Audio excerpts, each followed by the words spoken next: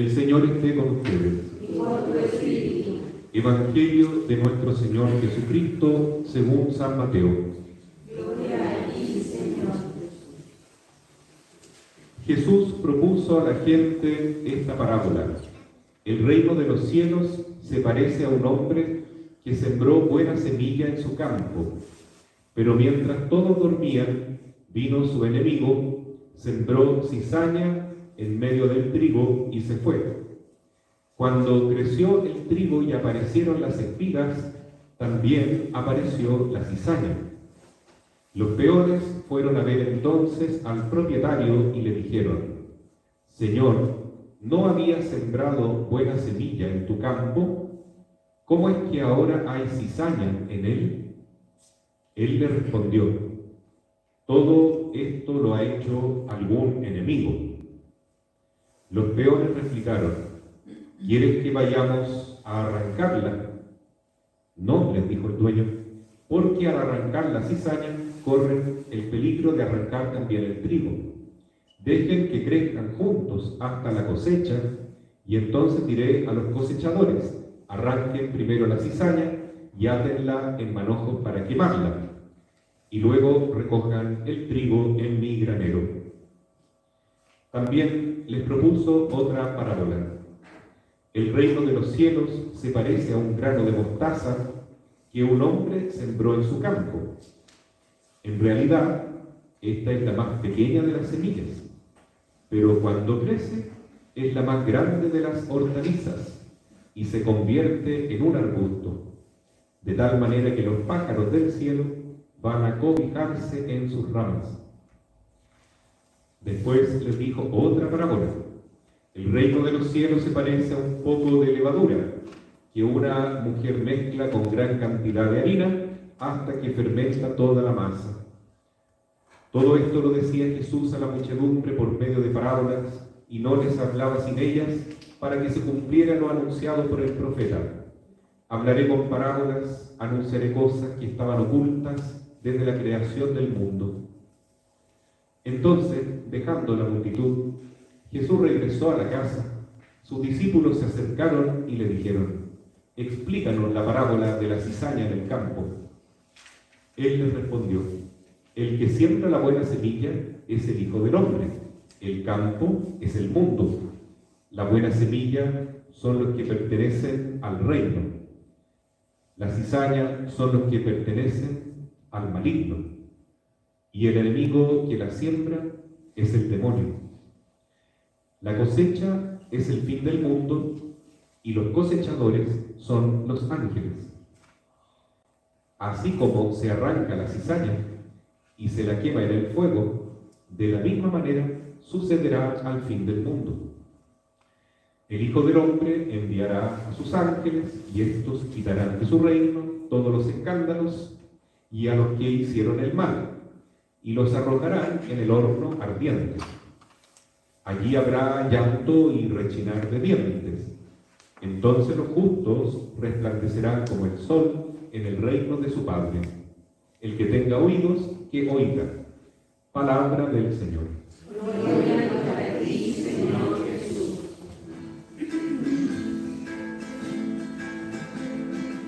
Esta es la palabra de Dios. Esta es la vida del Señor. Este es el fuego del amor. Tenga la bondad de tomar asiento. Tenemos al Padre Iván, que ha llegado y que va a estar confesando.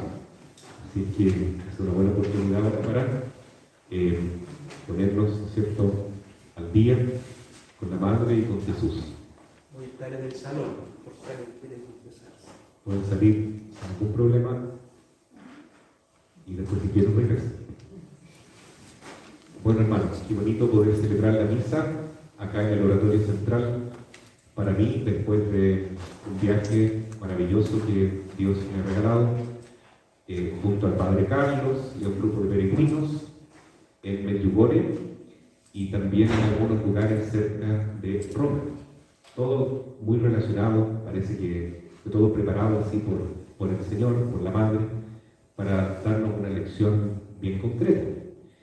Y yo creo que la gran lección o el mensaje esencial que nos ha dejado esta peregrinación tiene que ver con el Evangelio de hoy y también con la carta de San Pablo a los romanos. Es un llamado a la conversión, es un llamado a la penitencia. Penitencia y conversión es lo mismo. Cambio de vida, que es lo que dice nuestro oratorio.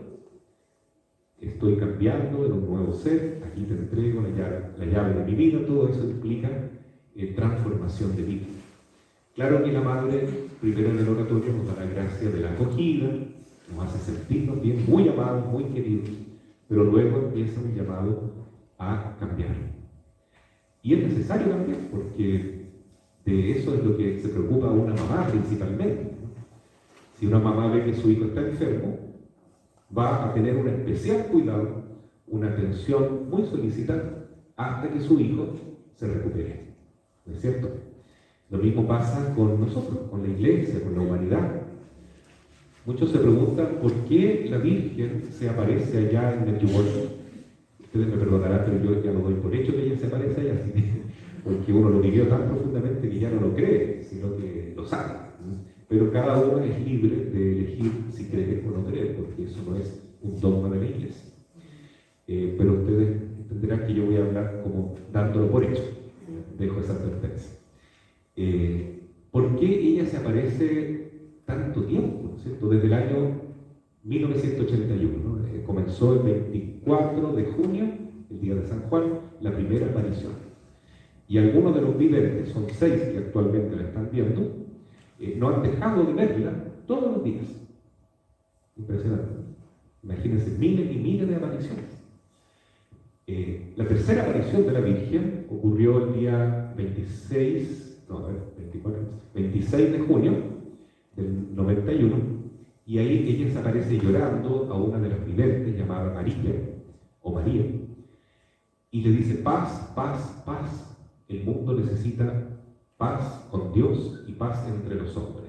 Lo dice llorando. ¿Ya? Y entonces queda la pregunta: ¿por qué la Virgen dijo eso? ¿No?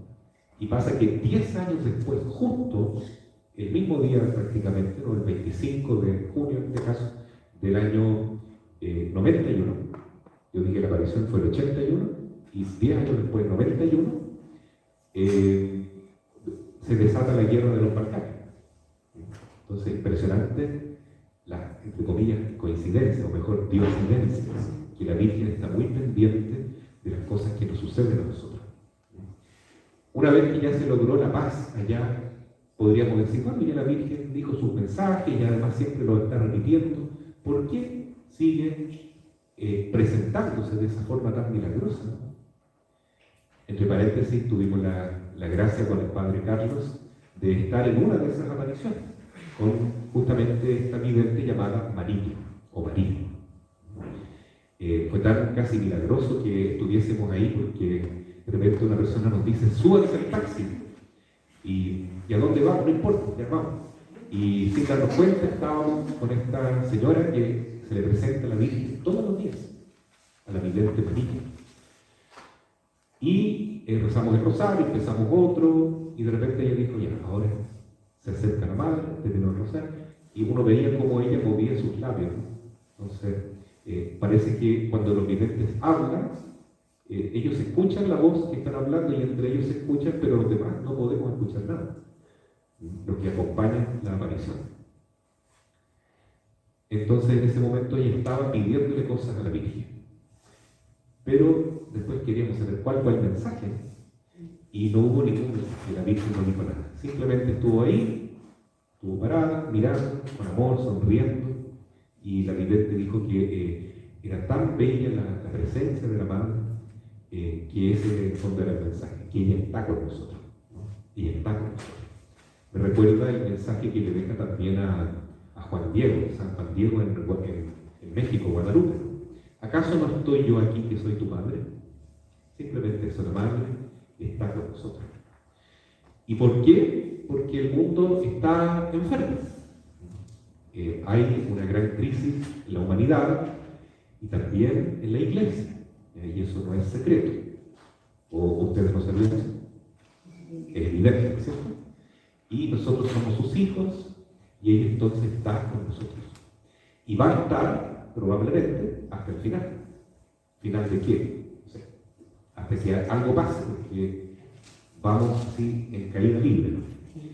De hecho, la Virgen dice que esta es la última aparición, se lo ha dicho a los videntes, de este tipo en la tierra, en estas condiciones que estamos viviendo, ¿no? O sea, algo va a pasar, hay un cambio que se está preparando, ¿ya? Ahora, ¿qué es? Solo lo sabe Dios. Y parece que algo saben estos videntes porque tienen 10 secretos. 3 de ellos saben los 10 secretos, pero no los van a decir hasta que la Virgen les dé la indicación. Ahora es el momento de anunciar. Lo que sí importa es prepararnos. Yo creo que el sentido de esta manifestación mariana es decirnos a todos lo que hoy pudimos experimentar con el Padre Carlos, que la Madre nos quiere mucho, nos ama y nos envuelve con su amor, pero nos está acompañando, vigilando y diciendo hay que cambiar de vida.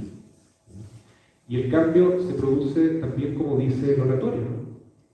Primero que nada, la Madre nos pide que seamos sus apóstoles y que vayamos contra la masa. ¿Qué significa ir contra la masa?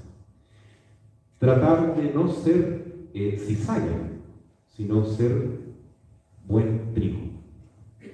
Por eso la Virgen está con nosotros, porque hasta el último momento, ya de lo que puede ocurrir, ¿cierto? Un cambio grande que va a haber, ella quiere que más hijos se transformen de cizalla en trigo, porque puede haber esa conversión. El campo, dice Jesús, es el mundo, la iglesia está en el mundo, pero no somos del mundo. Pero dentro de la iglesia podemos ser cizaña o trigo. No porque yo sea católico, incluso sacerdote, o obispo, o papa, o recién bautizado, no interesa el grado o el título que yo ostente dentro de la iglesia. Puedo ser trigo o cizaña igualmente. ¿Y de qué depende ser trigo o cizaña? De lo que dice San Pablo en la carta a los Romanos que hemos escuchado hoy en la segunda lectura, muy cortita pero muy profunda. Dice que el deseo del Espíritu es que los santos vivan de acuerdo a la voluntad divina. Los santos vivan de acuerdo a la voluntad divina. Eso significa ser trigo. ¿Se realiza en mí la divina voluntad? Cada uno tiene que analizar, hacer un examen de conciencia, ¿no? Cuando yo digo el Padre Nuestro, ¿lo digo en serio o lo digo de la boca para afuera? Padre, venga a nosotros tu reino, hágase tu voluntad, en la tierra también, en mi corazón, en toda mi vida, como en el cielo. Si yo estoy viviendo la divina voluntad, o mejor dicho, dejo que Jesús la viva en mí, que la Madre realice su voluntad en mí, entonces, sin darme cuenta tal vez, soy trigo. Pero aunque yo sea sacerdote, esté celebrando misa aquí con todos los trajes de un sacerdote, pero quiero hacer mi voluntad, mi capricho, mis deseos, mis proyectos, antes que los de Dios, soy maestra, soy cizaña. No hay término intermedio. O esto o lo otro. Pero la Virgen a todos nos mira con amor y no nos pone rótulos, no nos pone cizaña, trigo, no. Para la Madre todos somos sus hijos. Unos están en gracia de Dios, tienen su corazón con la llama ardiendo, otros están enfermitos, así los ve ella, pero todos son sus hijos. Por eso ella se aparece tanto, por eso ella se manifiesta tanto. Y nos da siempre el mismo mensaje: conviértanse, cambien, porque es necesario, ¿cierto?, preparar el camino al Señor. Es todo lo que ella hace, ¿no? Tomarnos de la mano y llevarnos a Jesús. Todo. Fue tan impresionante la peregrinación que después de tantas experiencias maravillosas con la Virgen y también en algunos santuarios espectaculares, como el de San Pío de Pietrelcina, el de San Giovanni Rotondo, de San Benito en el Monte Subiaco, incluso hasta de San Miguel Arcángel, en la cueva donde se apareció acá en Italia. Cosas esplendorosas, maravillosas, que dejaban el corazón ardiendo de fe, de alegría, de amor también. ¿Saben cómo termina la peregrinación? Todo esto preparado por Dios, ciertamente, en un lugar donde se da el milagro eucarístico, en Lanciano, Lanciano, dicen ellos. Y entonces, qué bonito termina la lección, adorando al Señor. También lo mismo nos dice el oratorio, en una de las piedras fundamentales o fundacionales. María nos lleva siempre hacia la Eucaristía. María nos lleva corriendo a la Eucaristía. ¿Cuál piedra es esa? La décima. Muy bien, la décima. Me atento. La décima. Eso es lo esencial, llegar a Jesús. A Jesús, porque ¿quién nos va a cambiar el corazón si no es Él? Y fue tan bonito ver a Jesús allá en ese lugar. 1300 años que lleva esa hostia convertida en carne viva. Se ve que es carne, uno la veía tras luz, estaba rosadita, carne viva. 1300 años. Ocurrió justo en el año 700 después de Cristo, con un monje que estaba dudando de la presencia real de Cristo en la Eucaristía. Y en ese momento, entonces, después de la consagración, él ve no solamente la hostia y el vino consagrados, sino ve verdadera carne, con apariencia de carne, y verdadera sangre, con apariencia de sangre. Y así está hasta hoy. Y han hecho exámenes científicos de laboratorio, y todo revela que es la carne de Cristo, del corazón de Cristo, del mismo grupo sanguíneo que aparece en el sudario de Turín. Y es una maravilla, ¿no? Porque la ciudad se llama Lanciano. Yo pensaba que significaba el anciano, nada que ver. Significa lanza. Y esa capilla un tiempo estuvo dedicada a San Longinos, que fue el soldado romano que atravesó el costado de Cristo con la lanza. Todo calza, ¿no? Todo calza perfecto.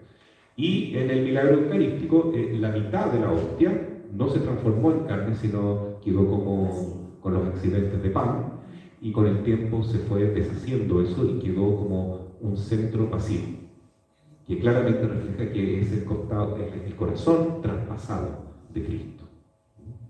Entonces es una maravilla, ¿no?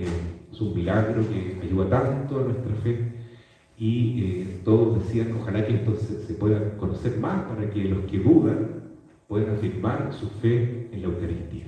Entonces todo indica que lo que quiere la Madre es que hagamos lo que Jesús nos dice.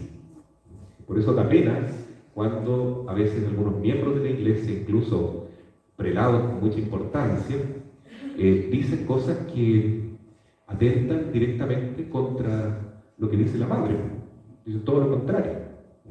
Por ejemplo, hace poco, y esto uno lo tiene que denunciar, porque si no uno es cómplice de cosas malas que están ocurriendo al interior de nuestra propia Iglesia, que hoy día lo dice el Evangelio.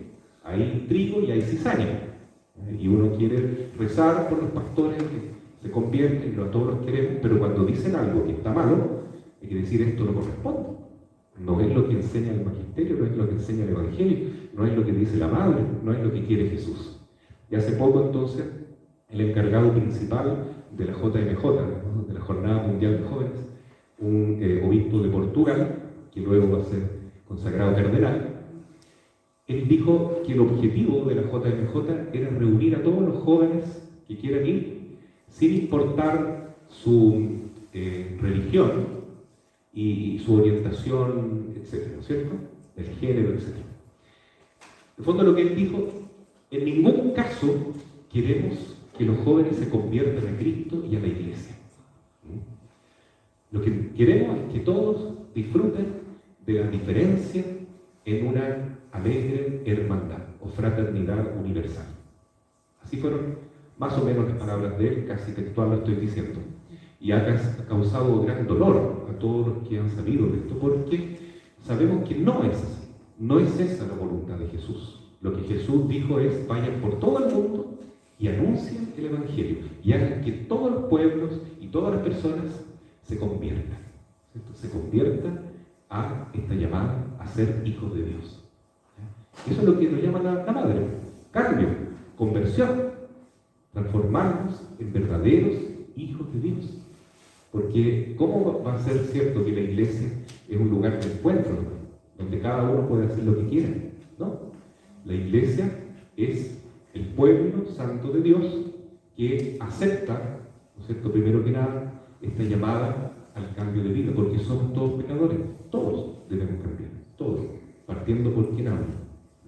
Porque hasta el momento en que no seamos perfectamente identificados con Jesús y María, y todos estamos muy lejos de serlo, necesitamos cambiar. Cambiar. Entonces, pidamos hoy día a la Madre que nos dé la fuerza de seguir adelante con la misión del oratorio. El Padre Sergio nos dejó un gran ejemplo de vida, un gran ejemplo. Él siempre estuvo dispuesto a luchar contra la masa. Contra la masa. ¿Qué significa eso? Ser auténtico. Y aunque hermanos que están a mi lado están tomando un camino que no es correcto, y eso le pasó a él siendo seminarista, muy joven, en el famoso Paso de Pirque. ¿Ustedes han escuchado hablar del Paso de Pirque? Los más jóvenes, ¿no? No, bueno. El Paso de Pirque ocurrió hace muchos años, ¿no? En los 50 y tantos, 56 me parece.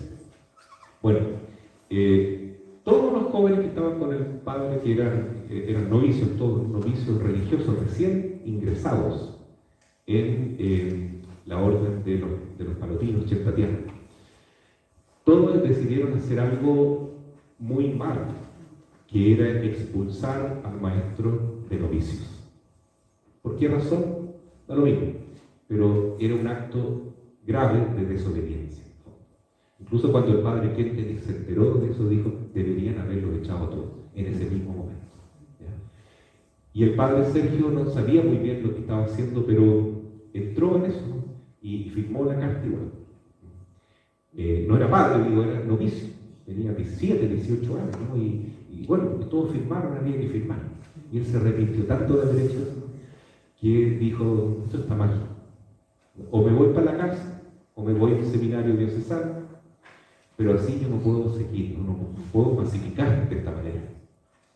Y entonces él daba un paso muy duro, muy difícil, que es seguir siempre en la voz de Dios y nunca más, pero nunca, nunca, nunca, hacer algo porque los demás lo hacen. Seguir a la masa, ¿no? ¿Ya? Sino siempre seguir la voz de su conciencia, lo que Dios le está pidiendo que es correcto, aunque sea lo contrario de lo que hacen los demás, aunque uno se quede solo. Entonces él dijo, voy hasta las últimas consecuencias. Eso fue el 23 de abril. Luego sintió un terror, una angustia de transformarse en una especie de cismático, un hereje, un lutero más, ¿no es cierto?, en la iglesia. Y dijo entonces, coman, pero nunca fuera de la iglesia. Voy hasta las últimas consecuencias, siendo fiel a Dios, nunca más masificarme, pero nunca fuera de la iglesia. Y en eso consiste entonces la actitud que debemos tener nosotros. Hoy en día también, ¿cierto? Queremos ir hasta las últimas consecuencias, fieles a la Madre, fieles a lo que nos enseña el magisterio, la enseñanza de la iglesia, lo que está en la Biblia, lo que Jesús quiere. Eso lo quiere la Madre también. Hagan todo lo que mi hijo les diga.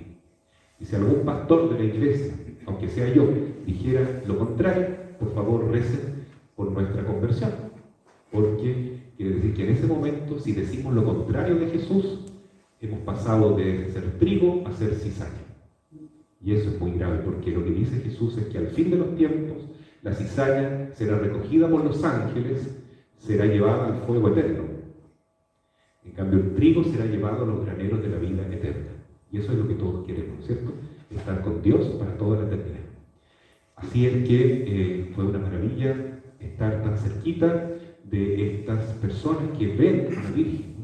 Nosotros nos alojamos en la casa de Miriam, que fue una de las primeras en ver a la Virgen. Y ella tiene unos ojos azules, celestiales, y decía, al mirarla, estoy mirando los ojos que vieron y que ven todavía a la Madre. Es precioso, ¿no? Con todo, ella no es una persona soberbia, una persona así que se cree mucho porque es famosa, no. ella era la persona que servía las mesas, ella era la persona que lavaba los platos, ella era la persona que nos hospedaba con tanto cariño, seguramente como lo haría la madre o Jesús si fuéramos a su casa. Entonces fue un ejemplo muy grande para nosotros. Y realmente un don precioso, yo creo no solo para uno, para el Padre Carlos, sino para todos nosotros, para todo el oratorio, que ciertamente tenemos una llamada grande: yo te envío, vale, e incendia en el mundo. Y eso que ocurre en Medjugorje, que es una cosa impresionante, ¿no? Porque ahí sí que han habido cambios de vida. Por algo se le llama el confesionario del mundo. Ha habido muchas transformaciones. Primero se transformaron ellos, ¿no? Después se transformaron los sacerdotes que rodeaban a ellos, que no les querían creer al principio, ¿ya? Incluso el párroco les puso hartos obstáculos, pero finalmente el mismo párroco dio él también a la Virgen una vez. O sea, ahí ya quedó totalmente a favor. Y luego el pueblo demoró 3 años en convertirse, ¿no? Porque durante 3 años la Virgen le habla solo a los videntes para que ellos cambien y se preparen a la misión. Después le habla 3 años solo al pueblo, mensajes para el pueblo de Medjugorje, porque es un pueblo croata, muy cerrado, ¿no? Que no le gustaba ver llegar a los peregrinos de todo el mundo, gente que mal educada, que llegaba, que se comía sus uvas, que se comía sus manzanas, sus cosas que tenían para sobrevivir también, y no les gustaba esta invasión de peregrinos. Entonces la Virgen les habla, que ellos tienen que ser apóstoles, que tienen que acoger a todos los peregrinos, porque Medjugorje es para incendiar el mundo, es para que vengan de todos los lugares del mundo a cambiar de vida. Y durante 3 años entonces se produjo esta transformación. Y hoy día ustedes van a Medjugorje, si tienen la gracia, y se van a dar cuenta que todos los habitantes de la ciudad están trabajando a favor de esta causa. O sea, yo no vi ninguna tienda, por ejemplo, que fuera de otra cosa que de artículos religiosos, por ejemplo, ¿no? Si uno le preguntaba algo a los policías, todos apoyaban, todos estaban en servicio de lo mismo, ¿no? Si uno quería pasar al baño en cualquier parte, en cualquier casa, uno entra, están todas las casas abiertas para que cualquier persona entre. Así el grado de acogida y de confianza. Entonces lo que se vive allá es un pedacito de cielo, acá en la tierra, y yo creo que es posible también que nosotros lo podamos replicar en nuestro oratorio. Porque la madre es la misma. En Medjugorje, en Fátima, en Lourdes, y también acá en nuestro oratorio. Entonces pidamos hoy día que este llamado fuerte al cambio que hemos recibido nosotros, a buscar la santidad, a vivir unidos plenamente a Cristo, aunque sea también pasando por la cruz, que es necesario, ¿no es cierto? El desafío de la cruz que nos una y nos asemeje cada vez más a Jesús para ser buen trigo y nunca cizaña. Así sea.